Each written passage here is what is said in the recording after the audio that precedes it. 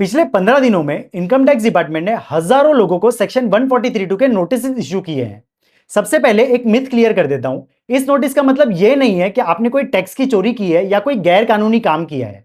इस नोटिस का सिर्फ इतना सा मतलब है कि इनकम टैक्स डिपार्टमेंट आपके इनकम टैक्स रिटर्न को डिटेल में वेरीफाई करना चाहता है। तो अब सवाल है, अब करें क्या?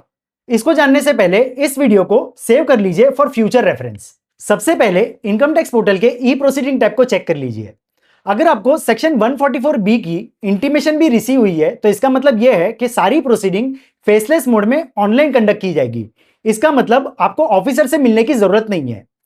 फिर आपको सारे डॉक्यूमेंट्स को अरेंज कर पहले से ही रख लेना है, जैसे कि form 16, bank statement, property purchase sale के डॉक्यूमेंट्स, कैपिटल गेन के डॉक्यूमेंट्स, डिडक्शन के प्रूफ और वो सारे डॉक्यूमेंट्स जिसके बेसिस पर आप ITR, AIS, 26AS के ट्रांजैक्शंस को जस्टिफाई कर सकते हैं। क्योंकि स्क्रूटिनी प्रोसीडिंग के दौरान ऑफिसर आपको मल्टीपल सेक्शन 142(1) के नोटिस भेजेगा और ये सारी डिटेल्स मांगेगा सिर्फ 7 से 15 दिन के समय में।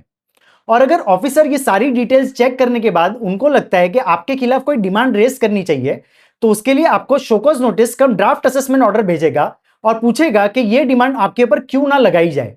उसके अगेंस्ट आप एक रिटर्न सबमिशन कर सकते हैं और अगर आपको कोई ओरल सबमिशन भी करना है तो रिक्वेस्ट कर सकते हैं वीडियो कॉन्फ्रेंसिंग के लिए। मेरी पर्सनल ओपिनियन में सेक्शन 143(2) के नोटिस रिसीव होते ही एक चार्टर्ड अकाउंटेंट को एंगेज कर लेना चाहिए, क्योंकि डॉक्यूमेंट सबमिट करने से ही काम नहीं हो जाएगा। आपको ट्रांजैक्शंस को लीगली भी एक्सप्लेन करना पड़ेगा और through out the proceeding consistent रहना पड़ेगा।